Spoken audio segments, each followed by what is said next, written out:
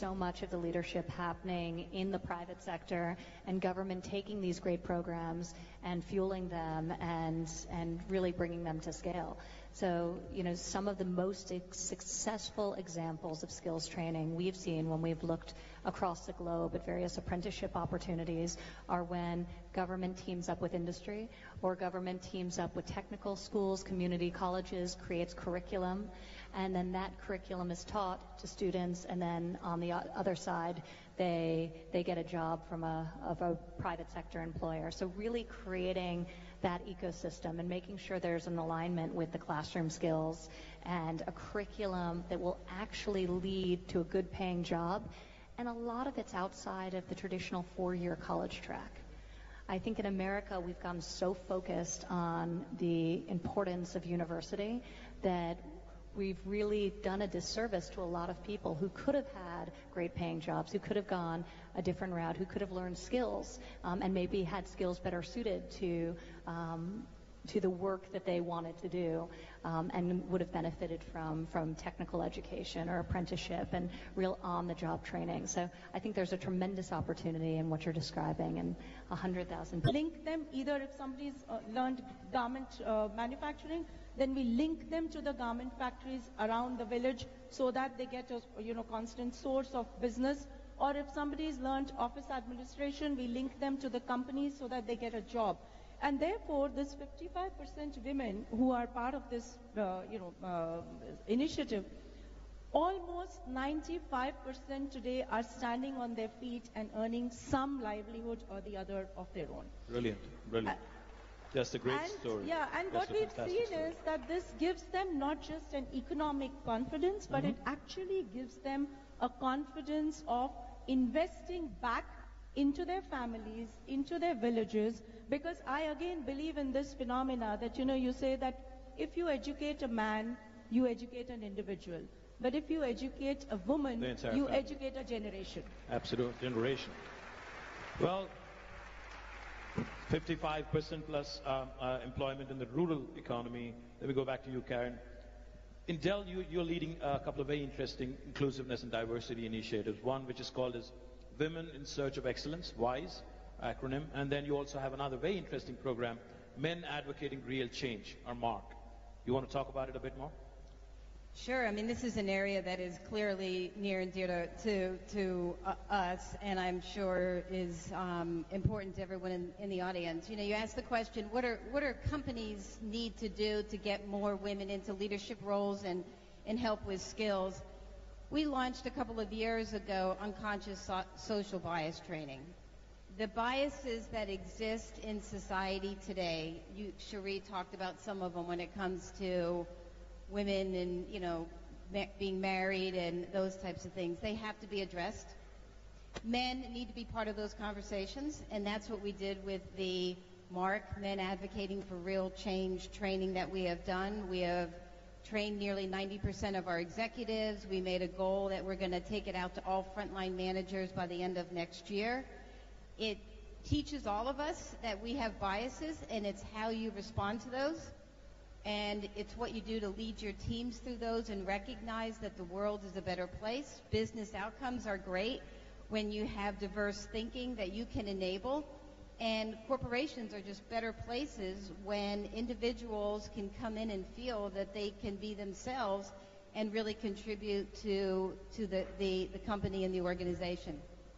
We also have a very, very robust employee resource group. Our Women in Action resource group is the largest resource group that we have. It is 13,000 employees strong. We have 40 chapters around the world.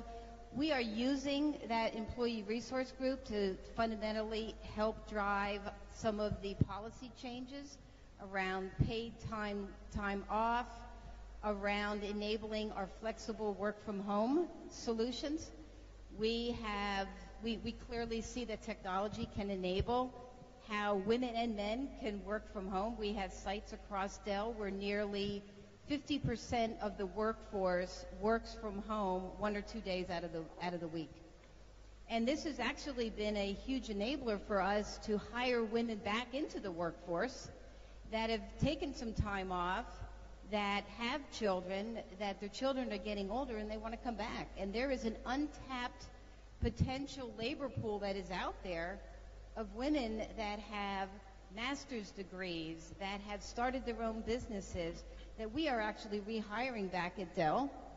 And they're continuing to lead, major organizations and functions for us. And a lot of that is enabled through a lot of these practices. No wonder you won the Working Mother of the Year, 2012, the award by the Working Mother magazine, because the work-life balance, I think, you talked about.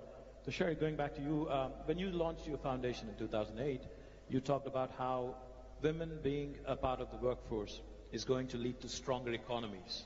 You want to elaborate a bit on that and what your foundation has done to further the cause in the last 9 years?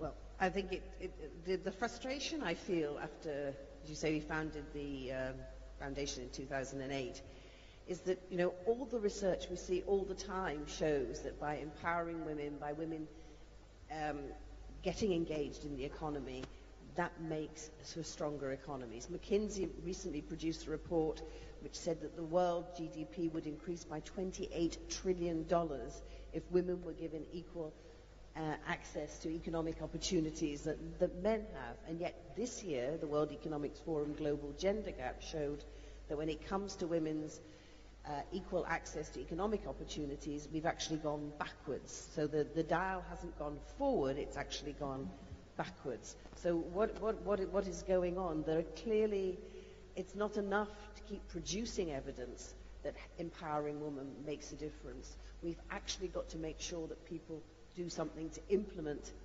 these things, because there are barriers. Take here we are in India, amazing country, vibrant, so much going on, and yet India has one of the lowest participations in the workforce of women in the world. Absolutely. It is right down there with some of the poorest countries in the world, and does worse, for example, than countries like Bangladesh. So only, I think it's 27% of women over the age of 15 participate in the workforce in India. And when you look at women graduates from India, 67% of those do not go on after graduation to participate in the economy. So that is a huge disadvantage for India. And if these women were contributing their talents to the economy, then the Indian economy would be doing even better. So why is that happening? And we've touched on some of those things. And what we have tried to do with our programs is to help women get the skills, to get the information that enables them to break down some of these barriers. We talked a little bit, you mentioned, Karen, about the women returners. When we talk globally about women entering into the economy, we then often segue into girls' education, which is so important. But in a world where so many women get married very young, if we ignore the women, as you were saying, who after they've had their families, and if you get married at 15 or even 18 and you have your children very young, you are still very active and got a lot to give in your 40s when you're possibly even a grandmother. And yet it's very much more difficult for women at that level to repenetrate the job market.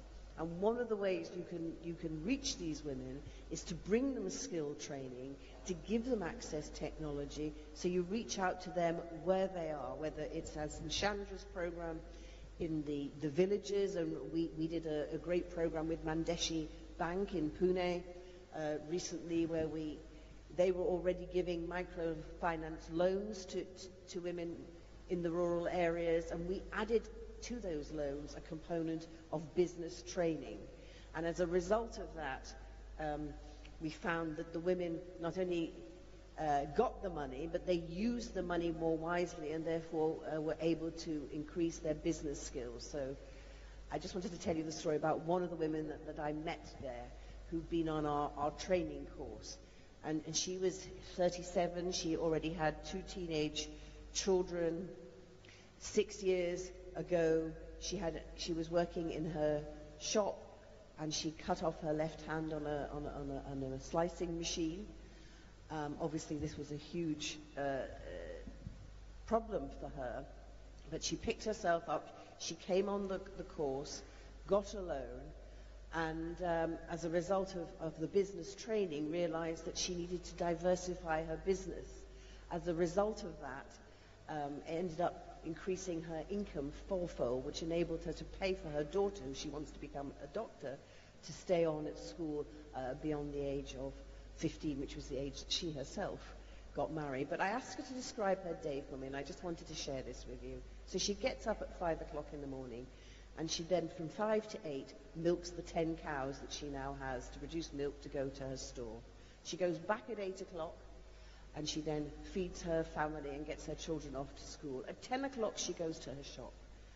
And by the way, remember, she's only got one hand. And she works in her shop between 10 o'clock and 5 o'clock. At 5 o'clock, she goes back and milks the cows again until 8 o'clock.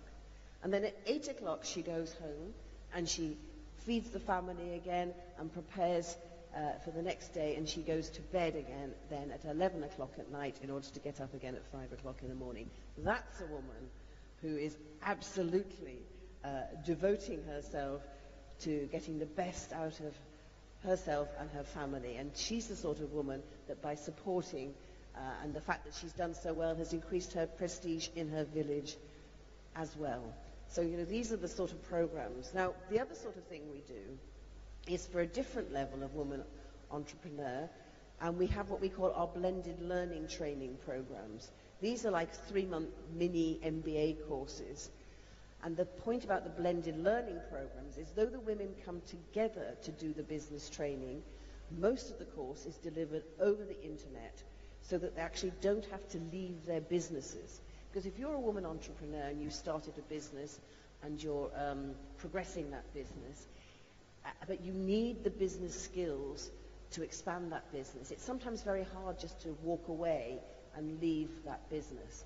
But by using technology, we can provide training to women where they are so that they can carry on their businesses and still get the skills that they need to develop. So a program we have in Nigeria, for example, it's called The Road to Growth.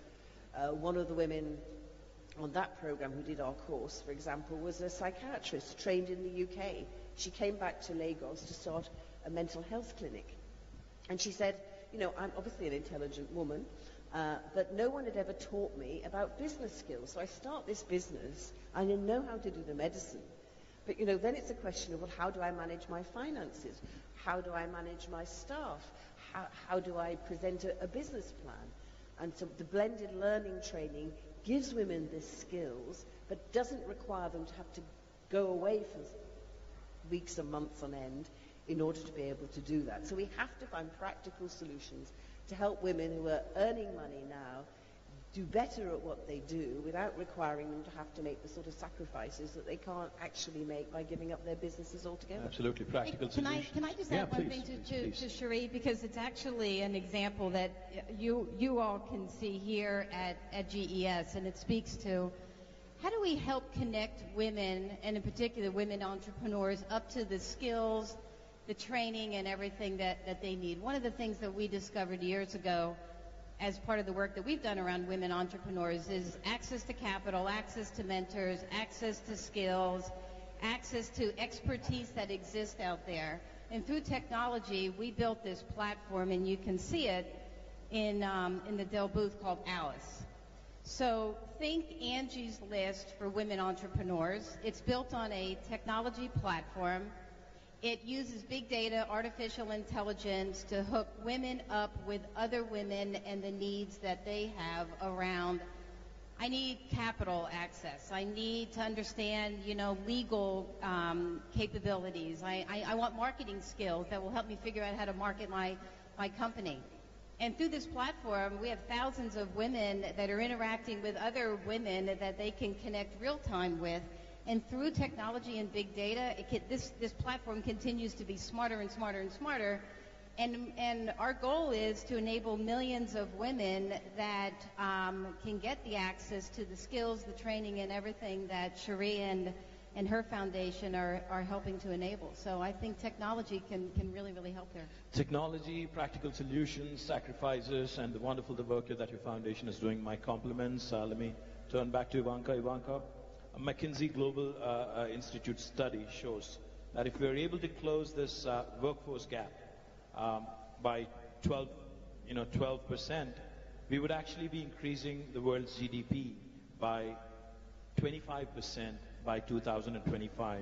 And it also, another interesting fact that this throws up, women in top leadership positions and boards actually enjoy greater financial returns. So was that a conscious choice to run your entire enterprise, Ivanka Trump, with all women leadership and completely run by women? Was that for the bottom line? Was that to make sure that you have more women in the right positions, or how do you go about doing this?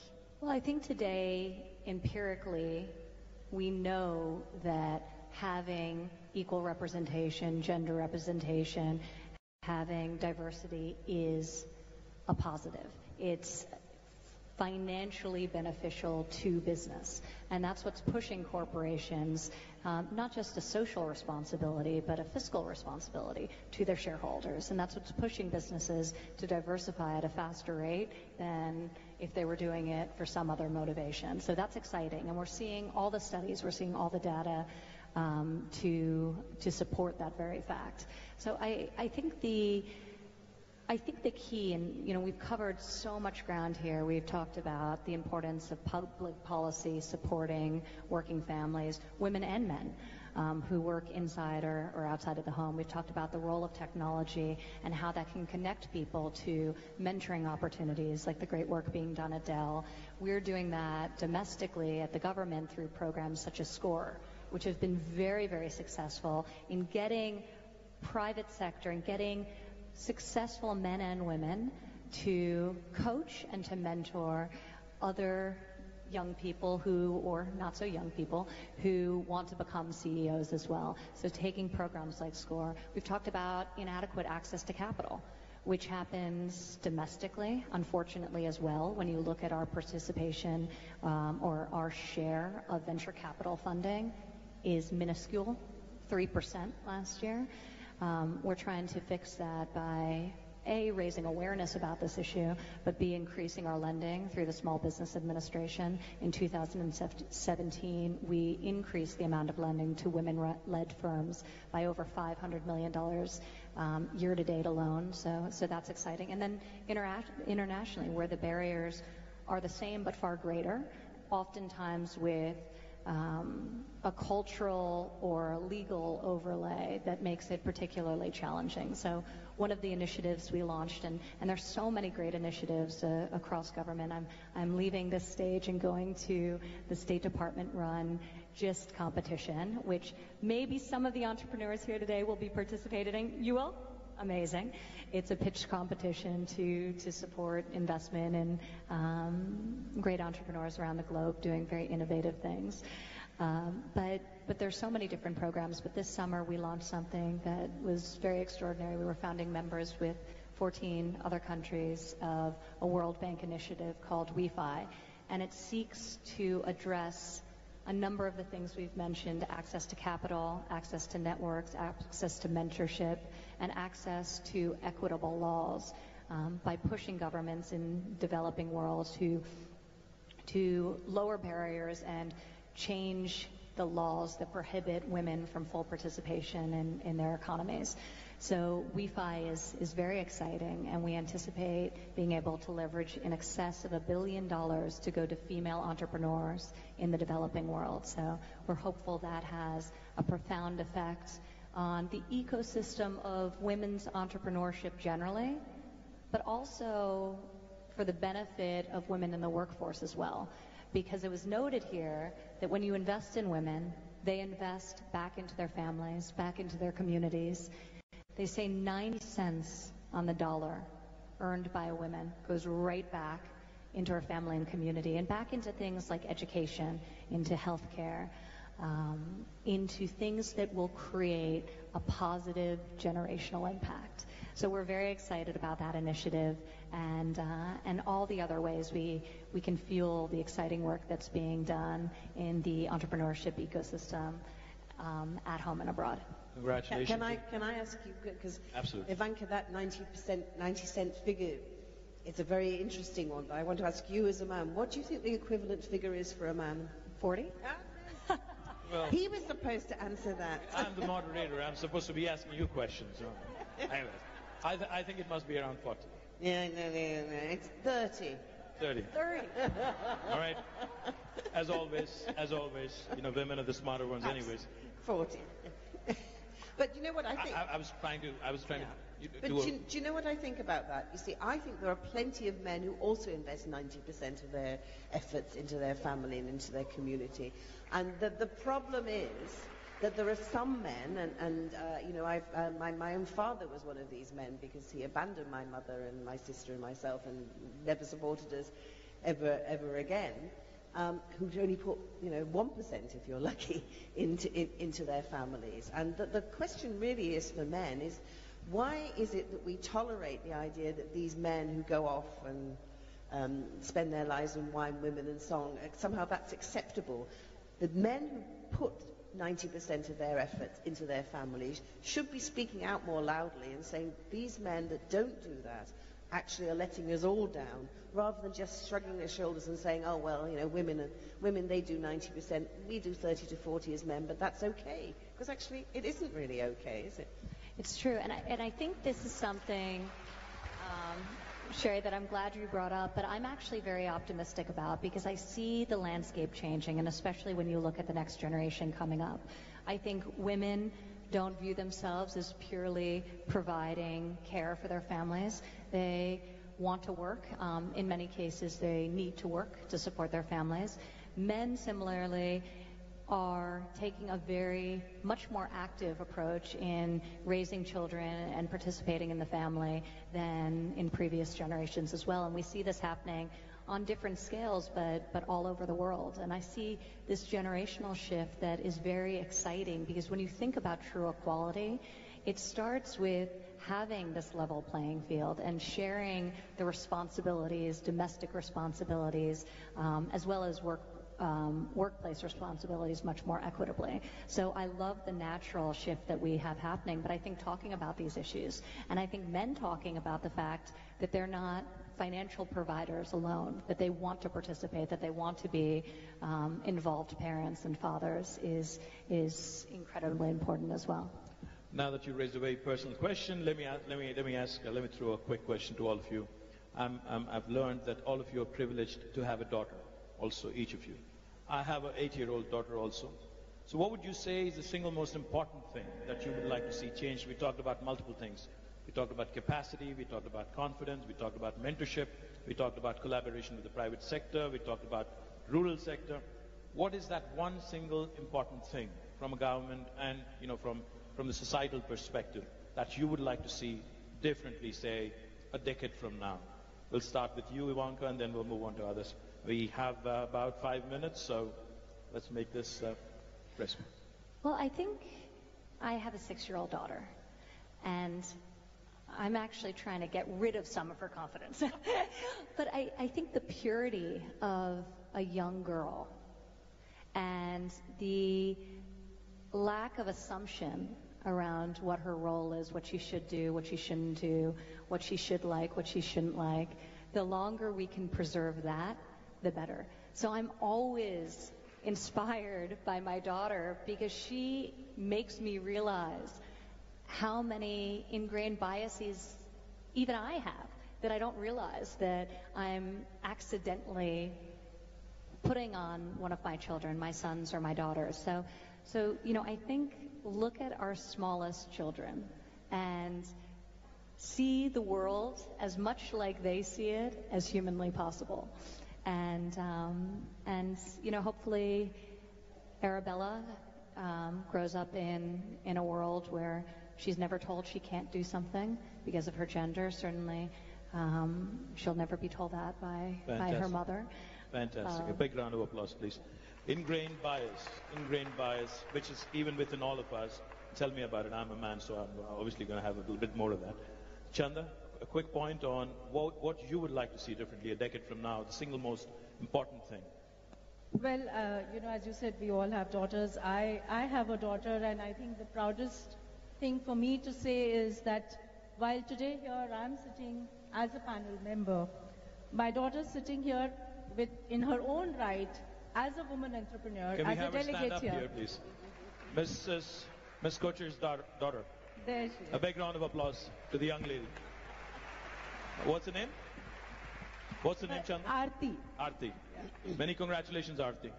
But what I say is that for me, my biggest inspiration are my children. And, why is my daughter my biggest inspiration? Because I think at her age, I expected my mother to do so many more things for me than what she expects her mother to do, because she doesn't find the mother around. She's a strong young lady. So much around. So I think it is about, this is an entrepreneurship summit, so I would say it is about 3 E's for women: education, encouragement, and empowerment. Education, encouragement, and empowerment. Big round of applause. If we do that, I think sky's the limit for all women. Fantastic. Sherry, your thoughts on what the single most important thing is that you'd like to see differently a decade from now?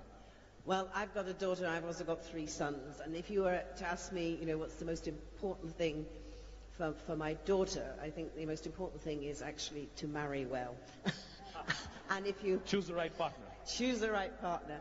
And therefore, when I talk about what I want to see for my daughter, I actually think more about my sons, because as a mother of 3 sons and 1 daughter, I have to actually think, how am I bringing up my sons? And for a long time, my main concern was that one day my boys would come to me and say, "Mum, here's my girl that I'm going to marry, and I want to let you know that she's going to stay at home and look after me." Fortunately, that hasn't happened. My youngest is only 17, so if he came and say he wanted to get married, I'd be a bit upset.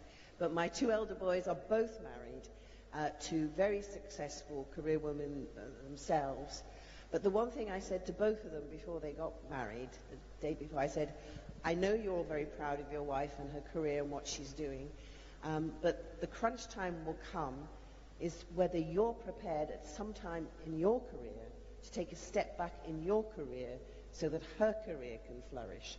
Because if you constantly think that yes, she can have a career, but it's always secondary to mine, then it's never going to quite work, is it? Because the girl will always then have to take the Since you mentioned choosing the right partner, one of these days when I'm going to catch the Prime Minister, I'm going to talk to him about his perspective as well on choosing the right partner. Can you also mention to him when is the time when he's going to take a step back in his career so that I get on with mine? Absolutely. I shall ask him that. I do think, though, and I just want to layer something on top of that, because I do think you're right, that conversation needs to be happening about who's going to step back if somebody is going to step back. But I do think we have to do a better job of recognizing that all women are working women, whether they're working inside the home, raising their families, or whether they're working in a professional capacity. And I think we have to celebrate that decision either way. But we need to create an environment in which people can make the decisions that are right for their family. So destigmatizing men making the choice to do that, but also not disincentivizing or not frustrating women who choose that as the right path for themselves as well. Well, we're actually out of time, but I want to say one thing. No, absolutely. In fact, all I was going to say what needs to change? I think we need to see more women and girls in STEM-related roles, whether they are entrepreneurs that are creating innovative technology, big data, all of that, or whether it's girls that are graduating with STEM-related degrees. The numbers are really scary, and that is where the jobs are going to be. The salaries are going to be higher, the job security is going to be greater, technology is permeating everything, and what I would love to see is a much more balanced set of graduates and women that are in STEM-related fields, because it's going to be a huge business imperative for many, many companies and governments around the world. Well, While we are out of time, I think I have some very powerful women in the world sitting on this podium, so I'm going to take my liberties. I'm going to ask the organizers to give us 2 more minutes, and then we'll close out some final thoughts, Chanda, on what do you think, again, on skills, training, capacity. We covered multiple issues. Final thoughts, closing remarks, and what we should be doing, say, 60 seconds? Yeah, so I said that, education in terms of in empowerment, you actually cover everything, whether it's skill, access to credit, and, all that. And in terms of encouragement, it's the social approach towards women. But I want to take 1 minute to talk about India, because this is a forum where I think we should talk about India. And I just want to say that, for India, this is today a matter of both celebration, because India has come a long way, as well as a matter of resolving that there is lots more to do.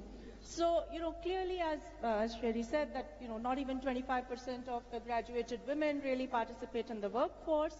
And therefore, the same McKinsey study says that for India, actually we can add in the next 8 to 10 years, $700 billion to our own GDP if we actually bridge this gender gap. But the way I look at it is that I think this is a glass half full, because that is what is the potential for India and India's GDP. But while we have a lot to do, I think I just want to tell this forum that I think India still does much better than many other countries in the world. And let me take, it's a wide spectrum. I mean, you do not have a country where you have 100 million families impacted by the self-help group movement, of which 85% of that self-help group people are women. Out of which 20 million are in Telangana. Yeah, yes, absolutely. So you move from there to the whole entrepreneurship thing. And I think India's economic structure is changing. It's no longer just a manufacturing or a services economy. It's now becoming an entrepreneurship economy, an economy of value chains, which gives women more and more enablement to create their own niche and to start their own careers. And what bigger testimony than to say that in India we are able to put up a platform where more than 50% participants are women today, sitting right here. Fantastic. Big round of applause to the ladies, the women entrepreneurs who've showed up at the Global Entrepreneurship Summit. And then let me take this little further to say that it's India that has produced, sports women in fields that get us medals and, things like wrestling and gymnastics, which were so far, typified as being men's sports. Today, India has women fighter pilots in the Indian Air Force. Today, it's Indian Navy that has started an all-woman circumnavigation around the world, just as an expedition. Today, India has a defense minister who's a lady. Today, India has, senior ministers who are ladies. And there is no country in the world where 40% of the banking sector is headed by women. Lovely. That was a great note, great closing note from a banker. Ivanka? First of all, I appreciate the discussion and all the panelists for just a really great dialogue that happened here today. But I do want to follow up on something that Karen was talking about as it relates to STEM education particularly. Because when you think about the landscape in the developed world, where there has been better access to capital, certainly, than in the developing world, and more progressive policies to support working families, in some cases better than others. But there has been a stagnation in terms of closing that gender wage gap. And it's really sort of persisted and stayed, it closed, and then flatlined over a decade ago. And it stayed that way. And when you really break down the reason for that and what's causing that, it's women traditionally have in fields, and when you look at industry segmentation, you have a lack of participation of women in higher growth fields like STEM fields and computer science fields. And you also have an unfortunate circumstance where traditionally women-dominated sectors of the economy are undervalued financially and are underpaid financially. So I think both need to be disrupted. We need to get more men into so-called women's fields, and we need to get more women into STEM fields where our participation rates are really abysmal. I'm incredibly fearful that when you look out and you think about where the future of work is going, that if women continue to represent only 13% of engineers in the United States, or continue to represent only 24% of computer science professionals, that the gender wage gap is actually going to grow as opposed to contract in the years to come. So I think this is something we need to address. It's something that this administration in the United States is very, very focused on. Each president has the opportunity to prioritize for the Department of Education what they want them to focus on. And the president issued a presidential memorandum just last month instructing the Department of Education to prioritize STEM education. And in the guidance required that gender and racial diversity be considered when granting the money towards all of the different programs, so that the programs are actually designed to encourage gender diversity and to encourage racial diversity and to prioritize computer science. So I think it's critical that we think about occupational challenges and making sure that there's more equitable balance in especially the high growth industries as we look forward, and as we think generally about the future of work in our own countries and around the world. So more men and women's domains and more women and men's domains. Well, then they wouldn't be sort of inclusive, women's industries. Inclusive growth, closing down the gender gap. Fantastic thoughts. Sherry, final thoughts before we... Just a couple of thoughts from me. One is that we've heard a lot about how empowering women, getting women engaged in the market, how women in development really makes a difference. And yet the truth is, when we look at where the development dollars go across the world, across all these programs, it's a pitifully small amount of that money that actually goes to women. It's definitely less than 10%, and it's probably less than 5%. I can't remember the exact figure. So how often do we have to say that it really makes a difference if you invest in women, for when we actually put our money where our mouth is and make that happen? That's why actually the We Find Five scheme is such a great scheme, and where we need to do more. And my final thought is this.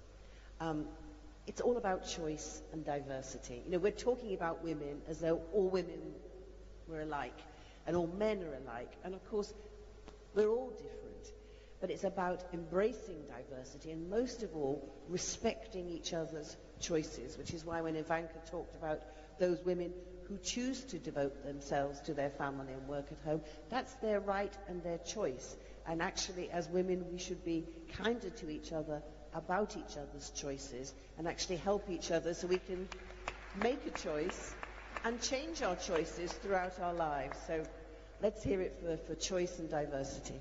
More power to you. Karen, final thoughts? Any final thoughts? Yeah, my final thought is it's going to take all of us to change the dialogue, men and women, and I would just really encourage everybody here in the audience. It's amazing how many people are here. Get involved. Get involved in changing the discussion, changing the trajectory, helping to invest in women entrepreneurs. Women cannot do this alone. We need men in the conversation helping. And the world is a better place when we all come together with a common vision and collaboration and working together. And I think together we can do some amazing things. Fantastic. Like I said right at the beginning, right at the onset, we have a cracker of a panel. Chanda Kocher, Karen Quinto, Sherry Blair, Ivanka Trump. These ladies did not need me here. They only needed me as much as a fish needs a bicycle. But I think they put up with me. Thank you, ladies, for your wonderful, wonderful thoughts. Thank you so much for this lovely opportunity. Thank you very much.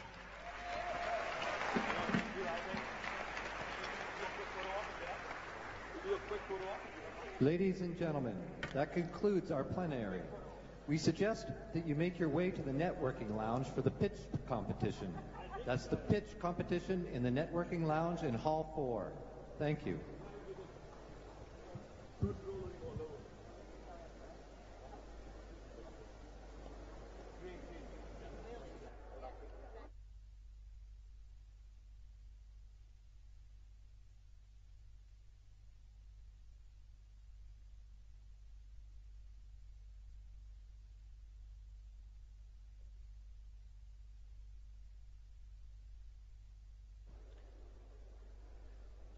Ladies and gentlemen, we suggest you make your way to the networking lounge for the pitch competition. Thank you.